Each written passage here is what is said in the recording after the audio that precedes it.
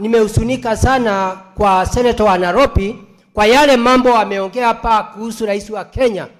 Nilikuwa kifikiria angeongea vile tunaweza kumsaidia, vile governor wa Nairobi, vile drainage itatengenezwa na vile kamati itahundwa, vile watu watalipwa wale ambaye vitu yao imeenda na maji, na vile familia nyingi watu wengine wameaga dunia, vile wataweza kusaidiwa na serikali, na vile gari zingine zimeenda na boma nyingi imewachwa na janga la njaa na mambo mengine. Kwa ile mambo anakuja kuongea hapa ni mambo ya aina njia, ni mambo ya kuongea kwa sababu hayuko kwa broad based, ndio naona anapinga serikali hii ya muungano. Kwa hivyo Bwana Speaker, nasema Senator wa Nairobi anafaa awe na akili timamu ndio aweze kuendelea njia ile inafaa, kwa sababu anafikia mambo ya